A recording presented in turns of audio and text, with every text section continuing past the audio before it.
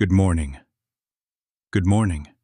Let us get settled, because what we are about to speak of is a very strange work. Strange not because it is foreign to you, but because it is so near, so simple, that the mind doesn't know what to do with it. I'm wondering, who I'm kidding, if it isn't the most modern of sports now, this business of trying to use thought to make life behave, manifesting this, scripting that, visualizing over here, affirming over there, and, if the battery runs low, perhaps buying a bigger crystal. You need a sense of humor in this work, or you'll get very tired very quickly. Now don't mistake me. The sincerity is real. The longing is honest. But notice the tone of it. It's the old petitionary prayer wearing new clothes. It is the mind knocking on heaven's door saying, "Here is my order. Deliver it to the following address by Friday." It's pressure. It is outlining. It says, I, a separate me, will cause life to bend. And then we wonder why we're exhausted. We haven't done anything wrong. We've just done too much.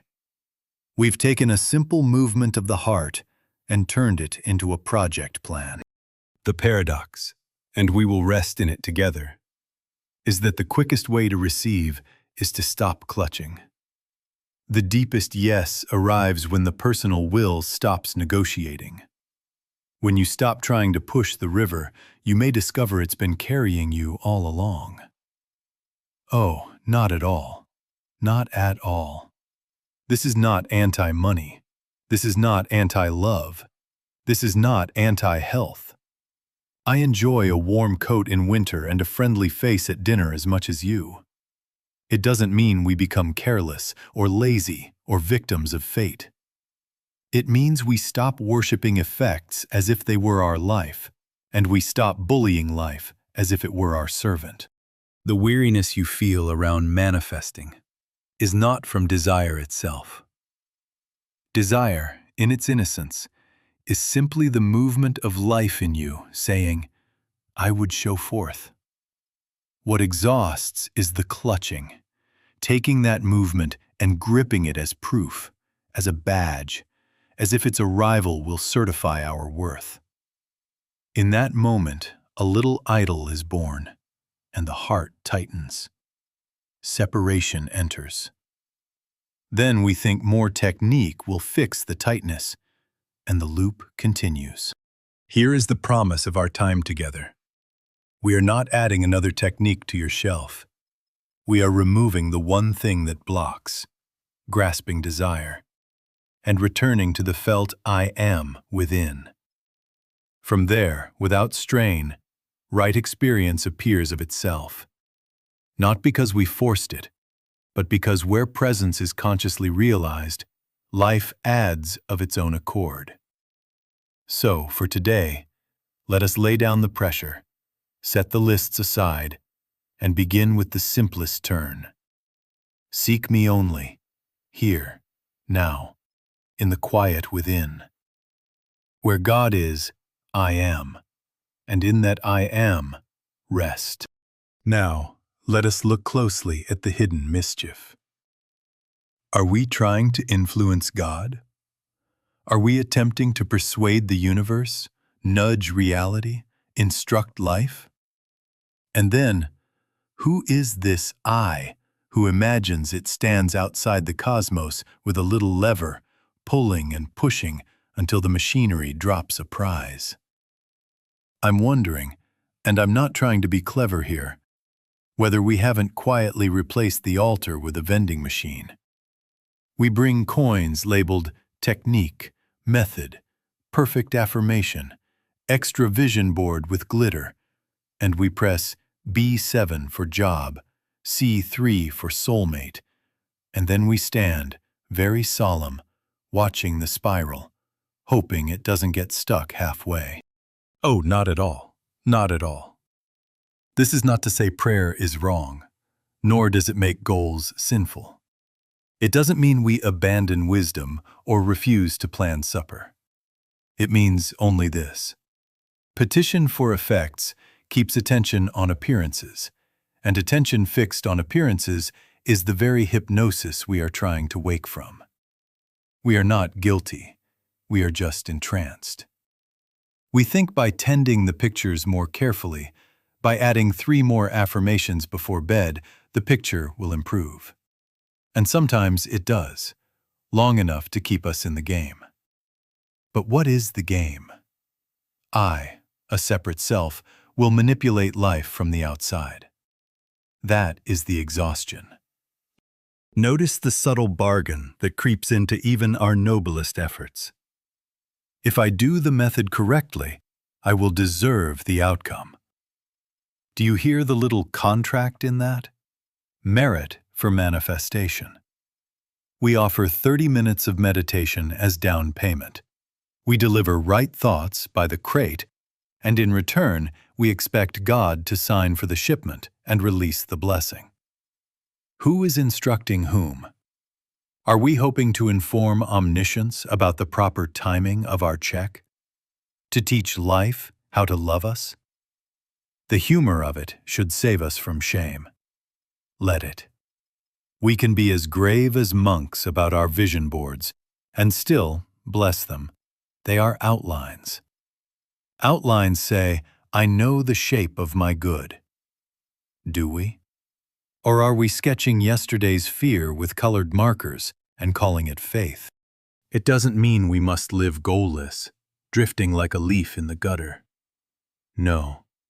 It means the direction of attention must be reversed, from effects to source, from picture to presence. To correct what we call manifesting, we do not perfect the wanting, we question the wanter. Who is the I that believes it must add to itself by acquisition?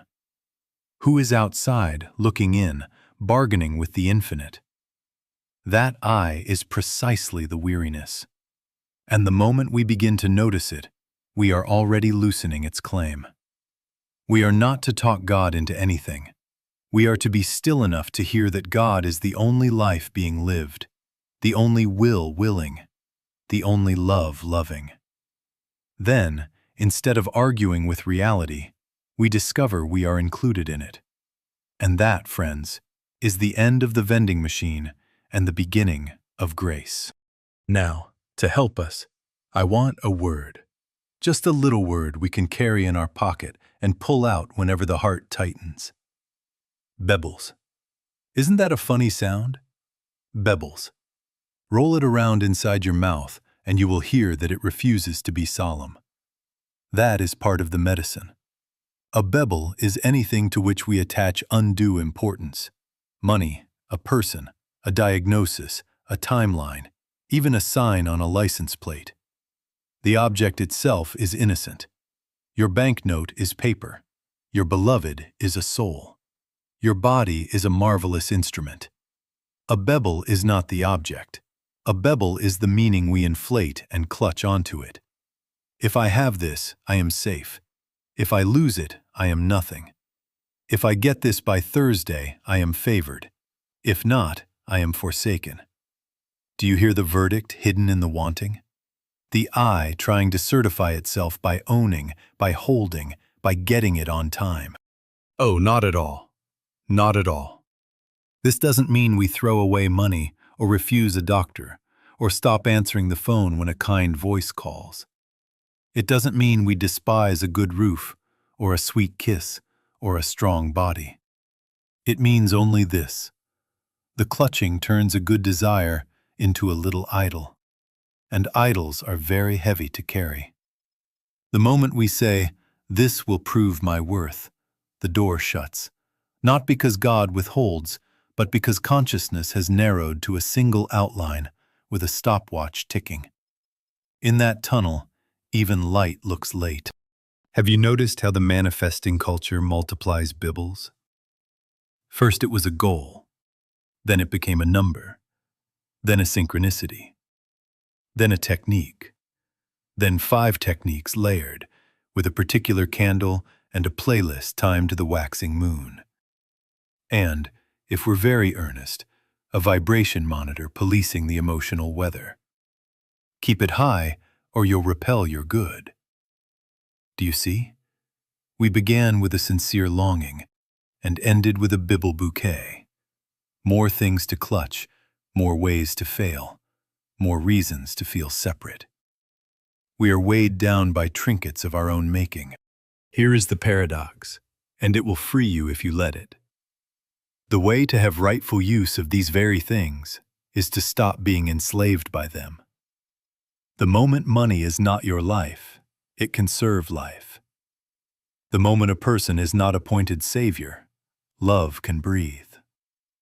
The moment the body is not the judge of God, health can reveal itself as harmony rather than verdict. We do not get there by fighting BEBELS. No battle, no crusade. Fighting keeps the object large and you small. We get there by seeing them as little, BEBELS, nothing more, and turning from their hypnotic importance to the one great thing, which is not a thing at all, but presence. Seek me only. That is the whole of it. Each time you feel the hand closing, smile. Remember our silly word, and let the hand open.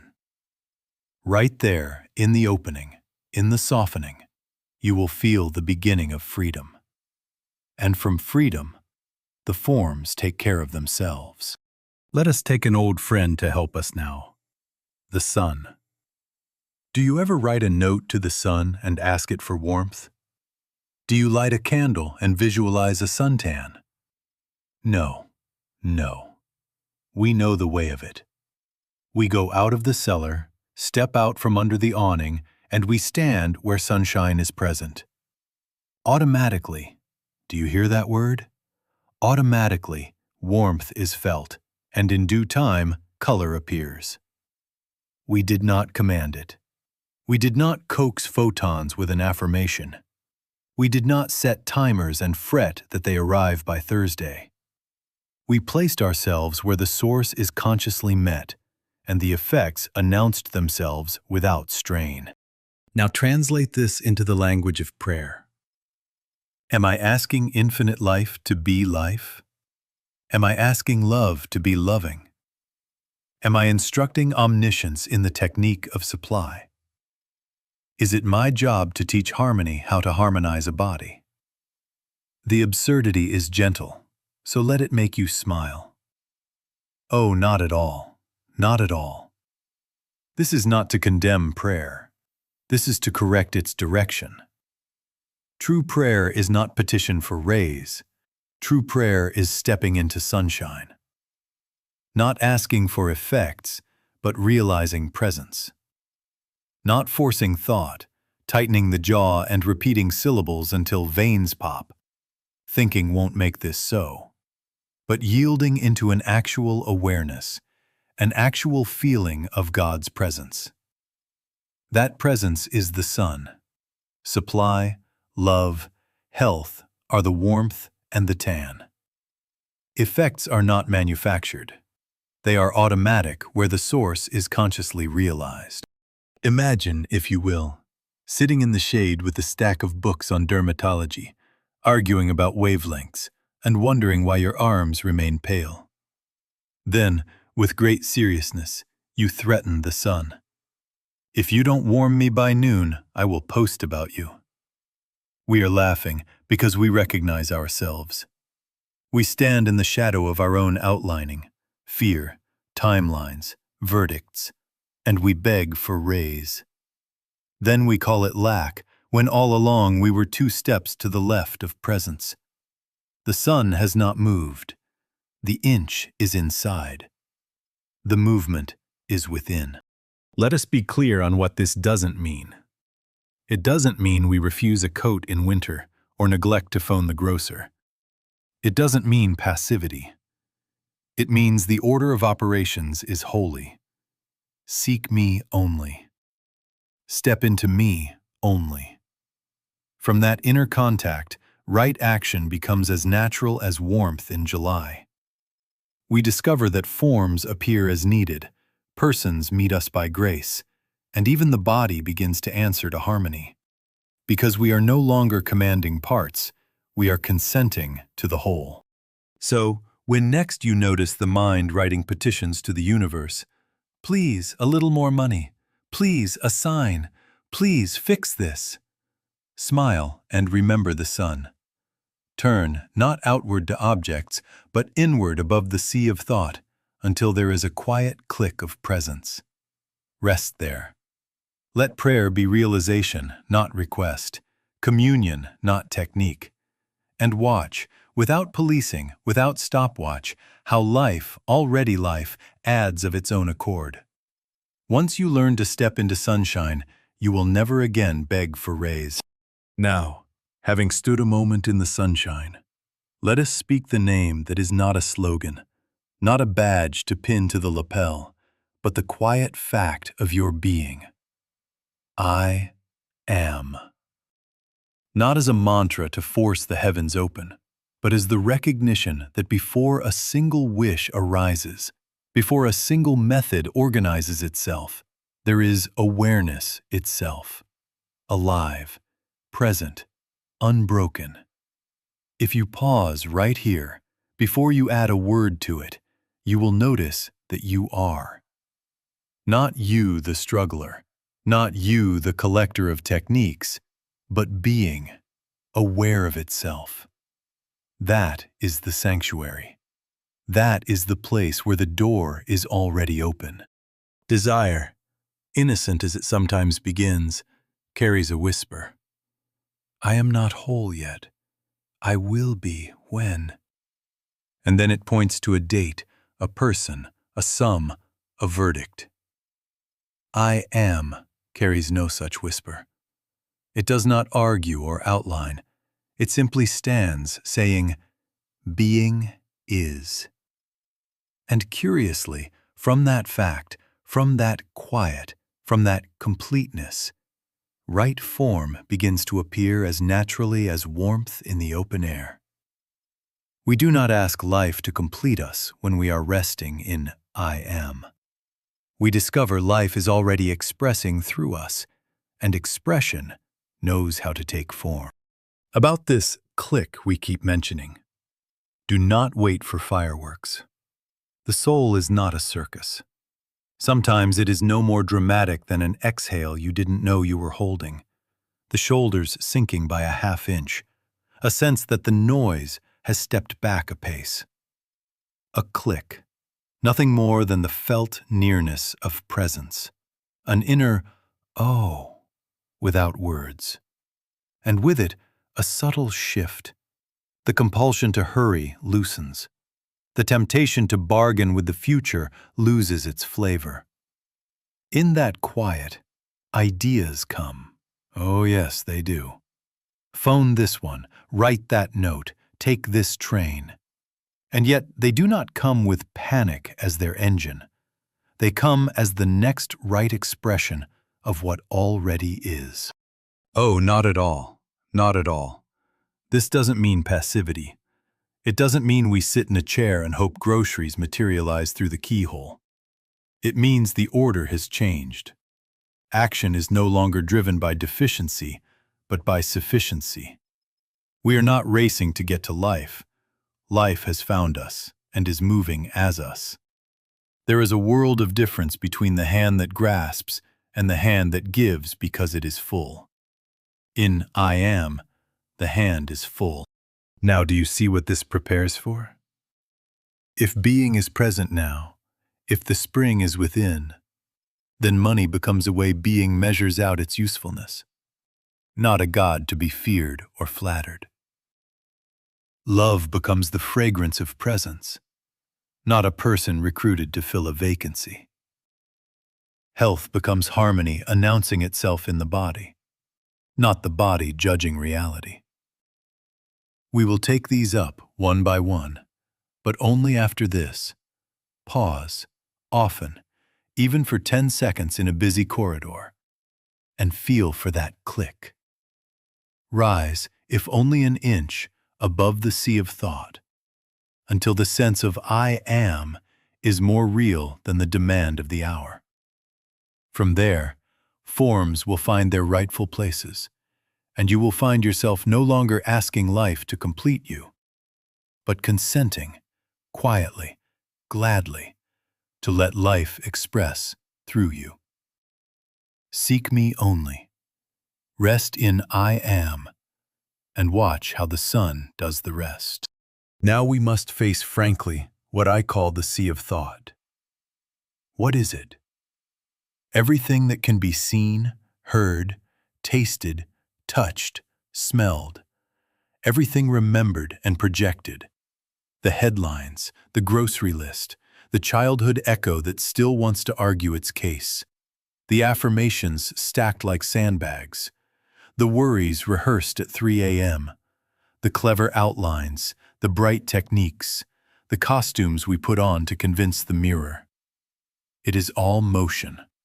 Friendly some days, stormy on others, but motion, motion, motion. And when we are hypnotized by motion, we imagine salvation is one more motion. If I can think a little harder, believe a little tighter, I will arrive. Trying to believe becomes the latest wave we ride, and we call it spirituality. Manifesting, as commonly practiced, does most of its swimming right there. We take a dark thought and paint it white. We trade one picture for a prettier picture. We install a mental lifeguard with a whistle that says, "Keep your vibration up." And then we splash about policing ourselves. The jaw tightens, the brow furrows, and, if we are very diligent, we develop a headache in the name of grace. Thinking won't make this so. You cannot think yourself into the sunshine any more than you can lecture the ocean into calm. Oh, not at all. Not at all. This is not an attack on thought. It is a rescue from its throne. Useful thought is a fine servant. Tyrant thought is a poor god. So what is the way? Rise above the sea of thought.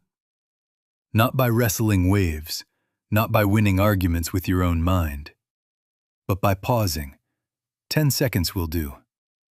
Until motion meets the presence that does not move. Become still enough that the spray of ideas settles of itself.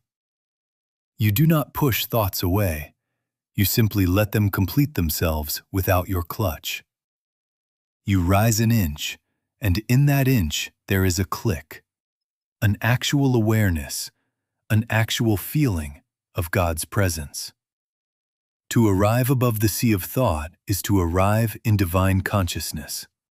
And from there, life is no longer a project to be managed from the outside. It is being expressing. Let me say what it doesn't mean. It doesn't mean we become mindless. It doesn't mean we fail to keep appointments, pay taxes, or preheat the oven. It means thought returns to its rightful place as instrument. We do not ask the violin to be the musician. In I am, thought is the string we pluck for a recipe, a phone call, a blueprint, and then we set it down. The master is presence, the servant is thought. That presence of God is the insurance policy, not the arrangement of syllables in our head. And here is why relinquishment ceases to feel like repression. When we are above the sea, the hand opens by itself. The bevel loses its shine because the sun has been found. Desire, once a clutching, becomes permission for right expression to move. We stop bargaining. We listen. We stop trying to believe. We abide. Seek me only. When next you feel the strain to hold the high thought, smile, soften, breathe, and ask, "Is presence here?" Wait for the small click. There it is. From that, forms will take their places. You cannot think your way into freedom. You must rise into awareness where thought is no longer the master. Here is the knot we must untie, and we will do it gently. The paradox says, give up desire to have, so that you can receive rightly. At first hearing, it sounds like deprivation, asceticism, gray walls and empty cupboards. Oh, not at all. Not at all. It does not mean giving up life. It means giving up the desperate need that declares, I, a separate self, am outside my good and must snatch it in. That declaration of separation is the whole trouble. It is the clutch that turns a simple wish into a sentence of lack. Let us see the mechanics. The moment we clutch, we announce lack. I don't have, I must get. That feeling is a drum we beat. The more we beat it, the more our attention is trained on absence. The more attention abides there, the more we experience the sensation of not having. Seeking perpetuates itself, because seeking keeps the picture of absence in front of our eyes. Then we decorate the absence with technique and call it spiritual. We watch the clock, we measure the mood, we police the thought, each a tiny confession of separation. Thinking won't make this so. Clutching is a signal to the nervous system that you are outside the gate. And the nervous system, obedient pupil that it is, keeps rehearsing outside. Relinquishment breaks the loop. Not by despising the desire, but by loosening the verdict within it. Desire may arise. Let it. A garden wants to blossom. Life in you wants to show forth. But we present the desire to the altar within and remove the handcuffs. No timeline, no outline, no bargain. Seek me only. We rest in I am until there is that small click, a felt nearness, and then we offer the longing without a stopwatch. What returns in due course is not a negotiated trinket, but right experience. Experience that fits the soul as a key fits a lock, harmonious, unmixed, often kinder than our outline, and sometimes in a form we would not have dared to request. Right experience is not vague. It is the form presence takes when we do not tell it what suit to wear. It carries the mark of ease. It does not arrive sweating from our effort. It arrives as if it had always been here, and we finally said yes. And curiously, it brings with it right activity. The phone call is made without strain. The appointment appears without fuss. The idea lands without thunder. We did not force the river. We stopped standing in it with a clipboard. How then to practice this paradox in the street, not just in the sanctuary? A simple two-move rhythm. First, notice the clutch. The breath shortens, the shoulders rise, the mind begins outlining. By Thursday, from that person via this route. Smile. Whisper our little word, bull. And in that very smile, turn within. Second, wait. 10 seconds will do, until the click is felt. Then offer the desire into that presence. Where God is, I am. Let right experience reveal itself. No pushing, no pleading. From that, do the next natural thing that presents itself, not as a rescue mission, but as expression. We will take this rhythm now into the three great BEBELS that so love to boss us: money, love, and health. Not as enemies, not as gods, but as servants restored to their places. Supply as activity of consciousness. Love as the fragrance of wholeness. Health as harmony refusing to be judged by symptoms. And all of it without strain. Seek me only. Let the sun do the warming. We will look, one by one, and find that relinquishment has already cleared the way. Let us take money first, because it loves to wear a crown. Money is a form. Supply is life itself, an activity, an invisible functioning of intelligence, opportunity, timing, capacity, integrity. Money is like a bucket. Supply is the spring. I wonder if you have noticed how, when the spring runs, buckets seem to appear in the right sizes and numbers. But if we worship the bucket, we may sit beside a river dying of thirst, polishing pails. The Bebel speaks with a very solemn voice. If I had more, then I could be at peace. Do you hear the bargain in that? Peace is kidnapped and held for ransom by a number in a ledger. And the ledger is innocent, paper and ink. The clutch is the culprit. Turn it around, and you will discover the whole key. Peace first, then the fitting form appears. Seek me only. Step into sunshine. Warmth and tan follow. We are not asking paper to save us. We are resting in presence until that little click is felt, and from there, the activity of supply reveals the channels that were invisible in strain. An idea lands, a door opens, a skill ripens, an email is answered, a detour saves 3 months. Oh, not at all, not at all. This is not a rejection of work or planning or skill. The carpenter still sharpens the plane, the baker still preheats the oven, the clerk still balances the drawer. It doesn't mean we become careless about invoices or indifferent to budgets. It means only this. The engine is no longer fear-driven manipulation, frantic outlining, bargaining with reality. I will be spiritual if I get paid. Who are we kidding? Is omniscience waiting on our paycheck to bless us? You need a sense of humor here. That is like telling the sun, I will come outdoors when you tan me.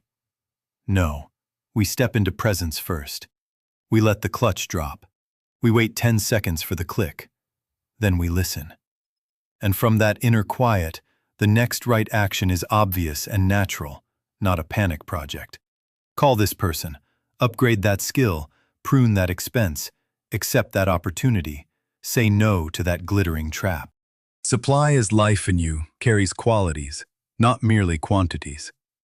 Intelligence for wise choices, opportunity at the right hour, timing that never arrives gasping, capacity that grows with use, and integrity that refuses shady shortcuts. Integrity? Yes. Because when supply is recognized as activity of consciousness, you discover that cutting corners is cutting your own channel. The flow honors honesty, because honesty is the character of the source. To try to increase form by violating character is like drilling holes in your own bucket and blaming the river. Now, if you want a touchstone, the moment money begins to boss you, when breath shortens, shoulders rise, and the mind dictates terms, smile and whisper, bubble. Turn within. Where God is, I am. Wait for the click. From that, do what is yours to do and omit what is not. You will notice that you can price your work fairly without apology, pay your bills without ceremony, and give without theater, because money has been returned to its proper place as servant. The master is presence. And here is a curious grace. When money is dethroned as your life, relationships lose their job as your economy. People are no longer conscripted as investments or insurance policies. Love will breathe more freely when we take our hands off its wallet. We will come to that next. For now, remember, peace first, presence first, click first. Supply is already functioning as life within you, and money, just a form, will arrive as required, quietly, rightly, unmixed with fear. Seek me only, and let the spring run. Now love. If money likes to wear a crown, love likes to carry a gavel. The relationship Bible sounds like this. Someone must remove my loneliness, validate my worth, erase this fear, and I will call it manifesting love. Do you hear the verdict embedded in that? A person appointed judge and rescuer, with a deadline stamped on their forehead and a script in their pocket. Then we pass around the audition sheet: height, humor, attachment style, breakfast cereal, and call it spiritual specificity. You need a sense of humor. We are trying to order a sunrise by courier. Oh, not at all. Not at all. This does not mean romance is wrong, or that we must eat dinner alone by principle, or that flowers are suspect. It doesn't mean we stop swiping, stop dancing, stop saying yes when a kind voice says, "Coffee?" It means only this: the clutch that says, "Prove me whole," is the very door that shuts. We outlined a person to fill a vacancy, and the vacancy became our atmosphere. Thinking won't make this so. Polishing affirmations about my perfect person while secretly bargaining with a calendar is still worship of a bubble. Non-duality answers this gently. You do not live outside yourself. You meet yourself everywhere. There is but glass, one life appearing as many faces. The real meeting place is within, above the sea of thought, where I am is felt as wholeness. From that wholeness, love appears as recognition, not rescue, as shared presence, not private ownership. Then, curiously, the faces that come toward you begin to rhyme with that inner quiet. Kindness recognizes itself. Steadiness answers steadiness. Truth answers truth.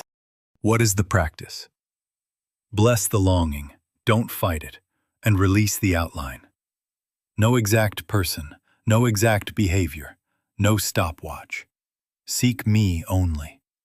Turn within until the small click is felt, the shoulders drop a fraction, the noise steps back. Into that presence, place your desire without handcuffs. Let right companionship reveal itself. Let me meet what you are being here. Then live. If an impulse arises, send the note, accept the invitation, set a boundary, do it. Not as a rescue mission, but as expression. The sun warms, we don't boss the rays. Letting go is not indifference. Oh, not at all. Not at all. It is love freed of possession. It is the recognition of one life loving itself through many forms.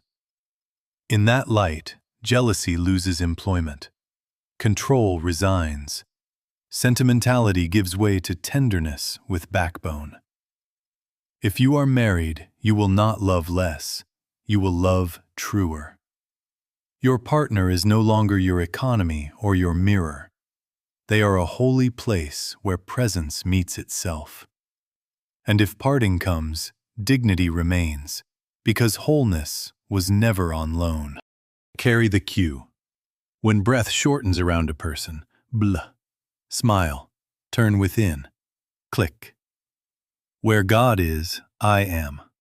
From that, love moves as you with clarity. Yes where it's yes, no where it's no. Patience where growth is ripening. And now you can already feel the next lesson forming, can't you? Health is the same grace. When the body is no longer clutched as identity or judge of God, harmony can show itself as naturally as warmth in sunshine. We will take that up next. Seek me only, and let love be presence meeting presence. Now health. When the body speaks, it does not whisper. Symptoms can bang pots in the kitchen at 3 a.m, and fear rushes in like an uninvited supervisor, measuring, predicting, sentencing. Let us be kind with ourselves. Fear is a primitive attempt to take command. It clutches the picture and says, "This is reality and I must fix it." But fear is also a confession. I am a body, and this body is my judge. That is the very hypnosis we are undoing.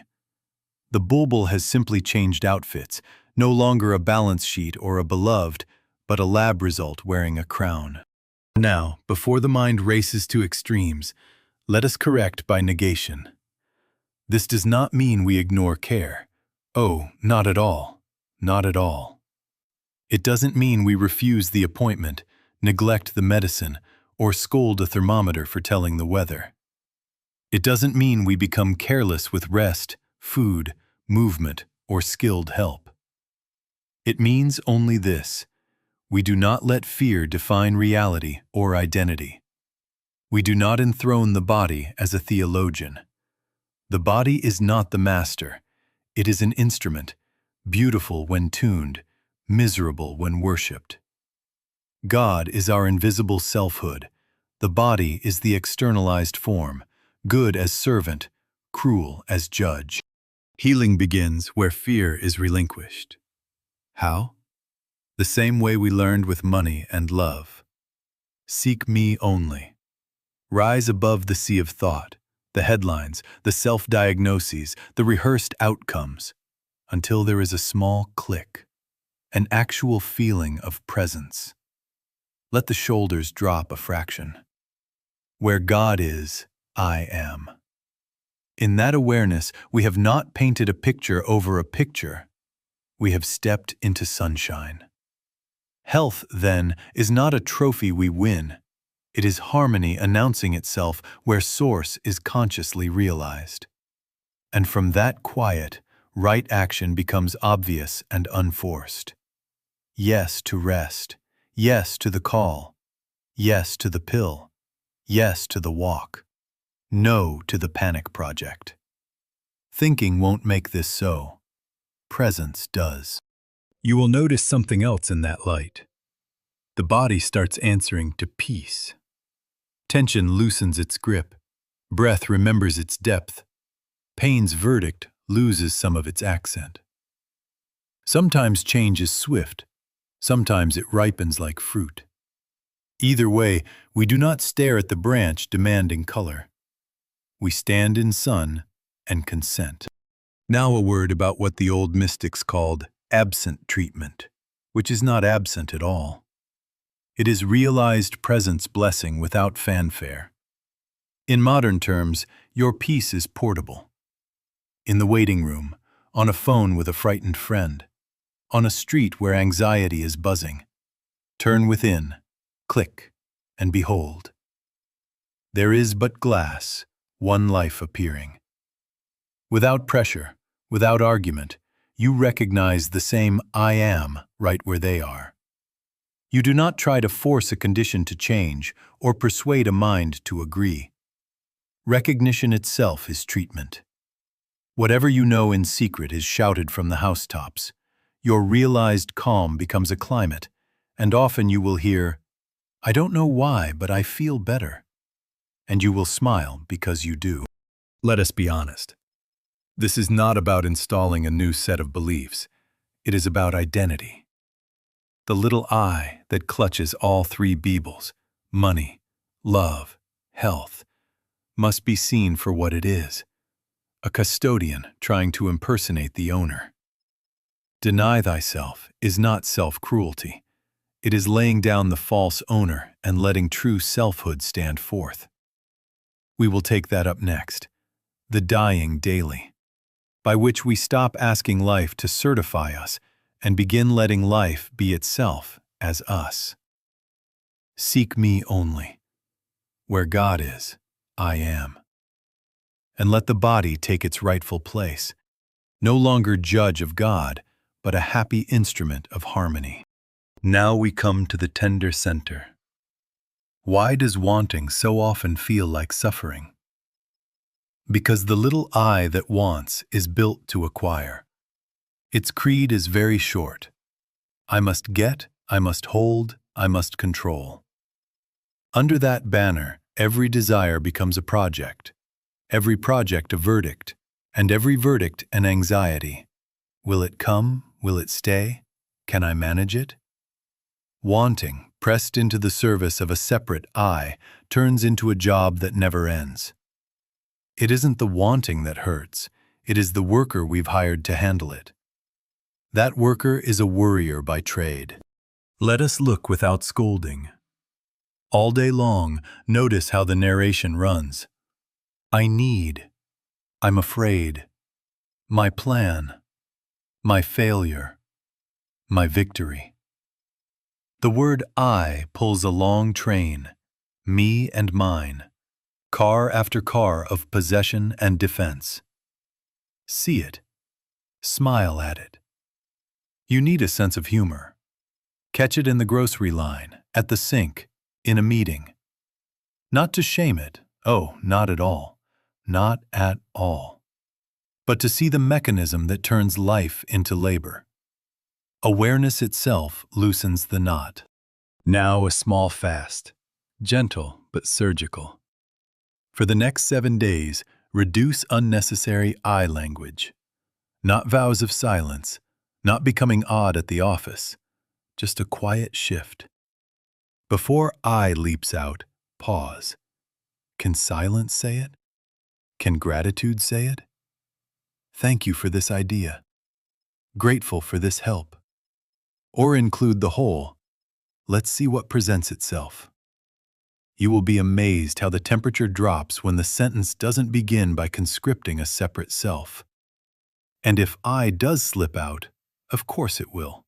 Smile, and trade the next one for listening. Someone will ask, do I disappear then? Do I become a doormat, a blur? Oh, not at all, not at all. Individuality is not erased, it is fulfilled. We are only two in function. God is our invisible selfhood. We are the externalized form. The glass is one, though we may speak of inside and outside for utility. What dies is not you. What dies is the counterfeit owner, the custodian pretending to run the estate. Deny thyself means lay down the impostor and let true selfhood stand forth. Then action gains authority, not anemia. How to live this in real time. Morning. Before the feet touch the floor, 10 quiet seconds. Seek me only. Let the breath lengthen. Wait for the small click, the felt nearness. Where God is, I am. Midday. Between tasks, close the door of thought for 3 breaths. Rise an inch above the sea of thought until the shoulders drop a fraction. Ask, is presence here? Yes. Then the next right thing will present itself without the whip. In trouble. First, hush the rescue plan. 1 sentence only. Father, you go before me. Wait for the click. Then do the simple thing that is obvious. Make the call. Say the no. Take the pill. Cancel the trip. Whatever carries the ring of ease, not the smell of panic. Dying daily is not morbid. It is merciful. Each time the possessive I is set down, suffering loses its instrument. Each time gratitude or silence replaces self-assertion, presence takes the pen and finishes the line. And with each click, wanting changes species. It ceases to be a demand and becomes a doorway for right experience to appear without strain. Seek me only. Where God is, I am. And the rest, blessedly, takes care of itself. Now the narrow funnel. 1 practice replaces 1,000 techniques. Never pray for outcomes. Pray for awareness. Seek me only. The prayer now becomes the realization that where God is, I am. And when the sun is contacted, warmth and tan are added without negotiation. We are done bargaining at the counter of effects. We are stepping into source for the felt click of presence and letting forms take their places. How do we do this in the middle of ordinary life? On-the-spot pivot. Craving tightens the jaw. Fear shortens the breath. The mind starts outlining. By Friday, from this person through that door. Smile. That's a bubble. Name it kindly so it loses its costume. Then turn within. 10 seconds will do. 3 soft breaths. Seek me only. Wait, not for fireworks, just for the small click. The shoulders dropping a fraction. The noise stepping back 1 pace. Where God is, I am. From there, do the next simple thing that presents itself. Send the email. Decline the invitation. Take the nap. Check the figure. Without the smell of panic. No stopwatch. No bargain. Expression, not rescue. Bookends steady the day. Morning, before the feet touch the floor. 10 quiet seconds. Don't reach for the phone. Reach for presence. Father, you go before me. Wait for the click. Then dress, plan, drive, answer. Everything from that inner insurance policy. Evening, before sleep. Release. Empty the pockets of the mind. Names, numbers, scenes. Hand them into the silence. You carry this. Click. Then sleep under guardianship instead of under a to-do list. And in between, before crossings. Before you dial the difficult number, pause at the doorway of thought until you feel the click. Before a negotiation, a diagnosis, a family conversation, an invoice. Step back, half an inch, into I am. You will hear it. The tone to use, the sentence to omit, the no that is kindness, the yes that is clean. Thinking won't make this so. Contact does. Practical realism? Oh, not at all. Not at all. This isn't a monastery exemption from Mondays. The garbage truck will grind under your window at 6 a.m. The notifications will ping like popcorn. The contractor will be 5 minutes away for an hour and a half. None of these stop God. They only test our attention. You need a sense of humor. Let the truck be the bell that calls you back. Boop, click. Let the phone's ping become a cue, not a command. Turn within first. Answer second. God is not pausing until the street is quiet. God is the quiet you can feel in the street. So the whole method is a single movement repeated 100 gentle times. Turn within for conscious contact, and let life take care of the forms. Seek me only. Above the sea of thought for 10 seconds, click, and proceed. In a moment, we will finish, not with more words, but by stepping into the sunshine together. Still, present, receiving without grasping. For now, carry the cue into the next breath. Presence first, everything added. Let us be still a few minutes. Settle the body as if you were putting a child down for a nap. Kindly, without argument. Let the jaw unhook, the shoulders fall half an inch. The hands rest where they are. Breathe as if you trusted the air. Not deep breathing as a project. Oh, not at all. Not at all. Just a softening. If thoughts come, let them finish their sentence without you following them out the door. They are weather passing. We are not shooing them away. We are rising above the sea of thought until motion meets the presence that does not move. Wait a moment. 10 seconds will do. Listen for the little click, the felt nearness that says, here. There it is. Now turn the attention inward. Not to an idea, not to a picture, but to the naked sense of being. I am. Do not ask, do not outline. Rest. Seek me only. Let the words fade and keep the awareness. Be the witness of breath, of quiet, of the space in which every sound appears and disappears. Where God is, I am. not as a sentence to repeat, but as a fact to feel. Let that feeling thicken a shade, like honey warming. Nothing to get, nothing to hold. Being. Being.